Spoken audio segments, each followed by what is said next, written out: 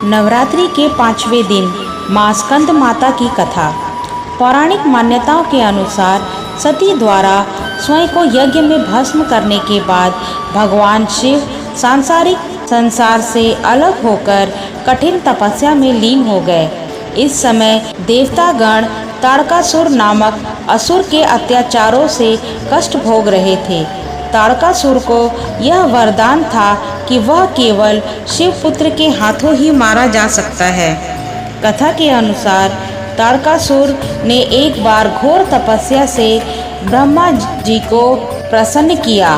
उसने ब्रह्मा जी से अमर होने का वरदान मांगा, किंतु ब्रह्मा जी ने कहा कि इस पृथ्वी पर जिसका भी जन्म हुआ है उसका मरना तय है। इस पृथ्वी पर कोई भी जीव अमर नहीं है।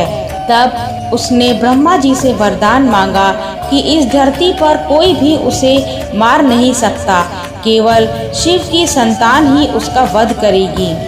ताड़कासुर का मानना था कि सती के भस्म होने के बाद भोलेनाथ कभी शादी नहीं करेंगे और उनका कोई पुत्र नहीं होगा।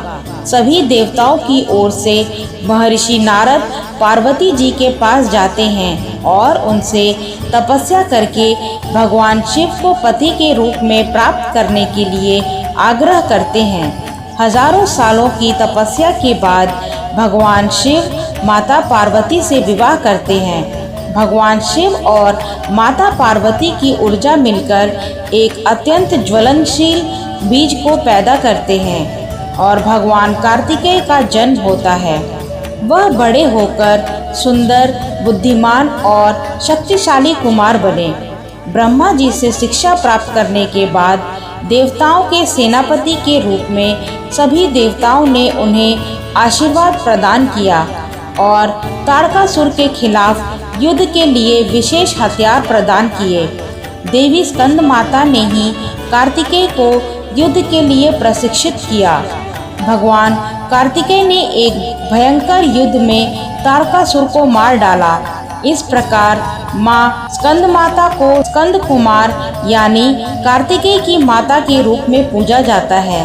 स्कंद माता की पूजा करने से भगवान कार्तिकेय की पूजा अपने आप ही हो जाती है, क्योंकि वह अपनी माता की गोद में विराजे हैं। माता को अपने पुत्र से अति प्रेम है। यही कारण है कि माँ को अपने पुत्र के नाम से पुकारा जाना उत्तम लगता है।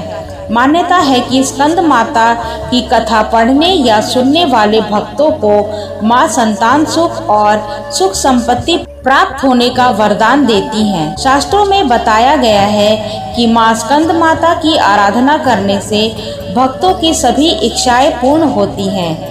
देवी स्कंद माता सूर्य मंडल की अधिष्ठात्री देवी हैं। इसी कारण जो साधक उनकी भक्ति करता है वह भी अलौकिक तेज और कांतिमय से पूर्ण हो जाता है। देवी की भक्ति करने से जीवन में आने वाली सभी कठिनाइयों का नाश हो जाता है और साधक भवसागर को पार कर जाता है। जय स्कंद माता।